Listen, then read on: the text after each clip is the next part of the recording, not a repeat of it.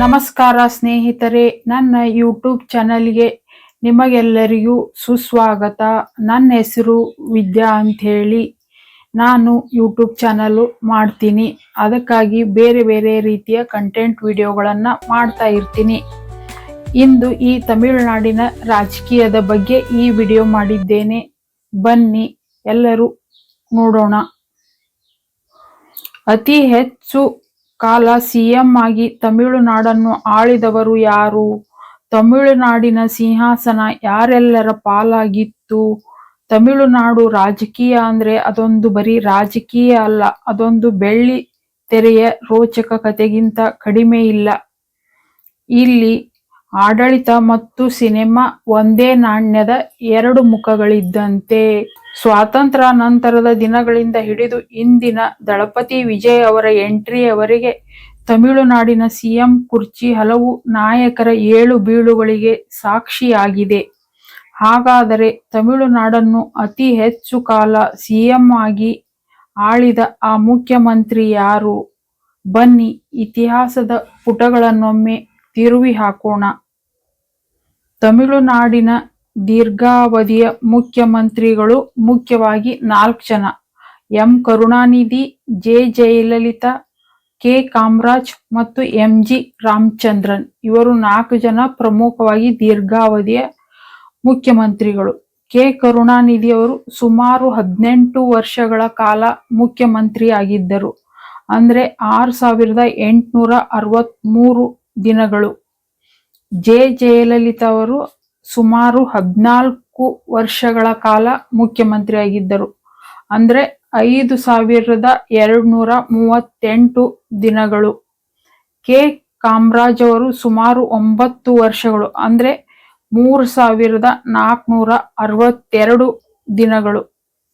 ಇನ್ನ 4ನೇದಾಗಿ ರಾಮಚಂದ್ರನ್ ಅವರು, M G Ramachandran ಅವರು 10 ವರ್ಷಗಳು, ಅಂದ್ರೆ 3629 ದಿನಗಳು. ಇನ್ನು ಇದ್ರದ್ದು ಪ್ರಮುಖ ವಿವರಗಳನ್ನ ನೋಡ್ಕೊಂಡು ಬರೋಣ ಸಂಕ್ಷಿಪ್ತವಾಗಿ. ಎಂ ಕರುಣಾನಿಧಿ ಅವರು ತಮಿಳುನಾಡಿನ ಇತಿಹಾಸದಲ್ಲಿ ಅತಿ ಹೆಚ್ಚು ಕಾಲ, ಅಂದ್ರೆ 5 ಬಾರಿ ಮುಖ್ಯಮಂತ್ರಿಯಾಗಿ ಸೇವೆ ಸಲ್ಲಿಸಿದ ದಾಖಲೆ ಬರೆದಿದ್ದಾರೆ. ಎರಡನೆಯದಾಗಿ ಜೆ ಜಯಲಲಿತಾ, ಇವರು 6 ಬಾರಿ ಮುಖ್ಯಮಂತ್ರಿಯಾಗಿ ಪ್ರಮಾಣ ವಚನ ಸ್ವೀಕರಿಸಿದ್ದರು ಮತ್ತು ರಾಜ್ಯದ 2ನೇಯ ದೀರ್ಘಾವಧಿ ಸಿಎಂ ಎನಿಸಿಕೊಂಡಿದ್ದಾರೆ.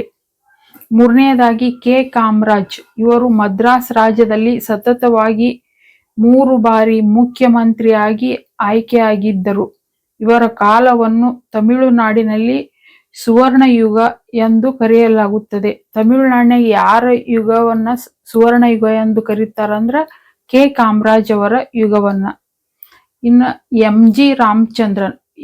ಜಿ ರಾಮಚಂದ್ರನ್ ಅವರು ಸತತವಾಗಿ 3 ಇಲೆಕ್ಷನ್ನಲ್ಲಿ ಜಯಗಳಿಸಿ 10 ವರ್ಷಗಳ ಕಾಲ ದೀರ್ಘಾವಧಿಯ ಮುಖ್ಯಮಂತ್ರಿ ಆಗಿದ್ದರು.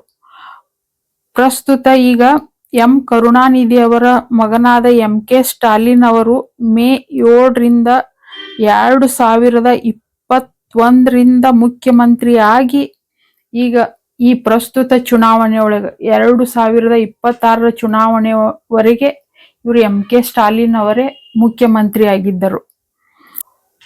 ಇವರೆಲ್ಲರೂ ಇತಿಹಾಸದಾಗ ಅತಿ ಹೆಚ್ಚು ಕಾಲ ಮುಖ್ಯಮಂತ್ರಿ ಆದವರು. ಇನ್ನ ಈಗ ಇರುವುದು ಒಂದೇ ಪ್ರಶ್ನೆ: ಕರುಣಾನಿಧಿ ಅವರು ಅತಿ ಹೆಚ್ಚು ಕಾಲ ಆಡಳಿತ ನಡೆಸಿದ ದಾಖಲೆಯನ್ನು ಮುರಿಯುವ ತಾಕತ್ತು ಯಾರಿಗಿದೆ? ಈಗಷ್ಟೇ ರಾಜಕೀಯ ಅಖಾಡಕ್ಕೆ ಧುಮುಕಿರುವ ದಳಪತಿ ವಿಜಯ್ ಅವರ ಮೇಲೆ ಎಲ್ಲರ ಕಣ್ಣಿದೆ. ಸಿನಿಮಾ ರಂಗದಲ್ಲಿ ಕರುಣಾನಿಧಿ ಸ್ಕ್ರಿಪ್ಟ್ ಬರೆಯುತ್ತಿದ್ದರೆ MGR ತೆರೆಯ ಮೇಲೆ ಮಿಂಚುತ್ತಿದ್ದರು. ಈಗ ವಿಜಯ್ ಅವರು ಸಿನಿಮಾ ಸ್ಟಾರ್ ಆಗಿ ಬಂದು ಕರುಣಾನಿಧಿಯಂತೆ ಪೂರ್ಣ ಪ್ರಮಾಣದ ರಾಜಕಾರಣಿಯಾಗಿ ಗೆದ್ದಿದ್ದಾರೆ. ದಳಪತಿ ವಿಜಯ್ ಅವರು ಗೆದ್ದಾರ ಅಂದ್ರೆ 2 ವರ್ಷದಾಗ ಪಕ್ಷವನ್ನು ಕಟ್ಟಿ ಈಗ ಬಹುಮತಕ್ಕೆ ಸಮೀಪವಾಗಿ ಆರಿಸಿ ಬಂದಿದ್ದಾರೆ. ದಳಪತಿ ವಿಜಯ್ ಅವರು ಕರುಣಾನಿಧಿಯಂತೆ 5 ಬಾರಿ ಸಿಎಂ ಆಗಿ ಇತಿಹಾಸ ಬರೆಯುತ್ತಾರಾ ಅಥವಾ ಹೊಸ ದಾಖಲೆ ನಿರ್ಮಿಸುತ್ತಾರಾ ಎಂಬುದು ಸದ್ಯಕ್ಕೆ ಇರುವ ಕುತೂಹಲ. ನೀವೆಲ್ಲರೂ ಈಗ ತಮಿಳುನಾಡಿನಲ್ಲಿ ಅತಿ ಹೆಚ್ಚು ಕಾಲ ಮುಖ್ಯಮಂತ್ರಿಯಾಗಿ ಆಡಳಿತ ನಡೆಸಿದವರು ಯಾರು ಎಂದು ತಿಳಿದುಕೊಂಡಿರಿ. Thank you for watching.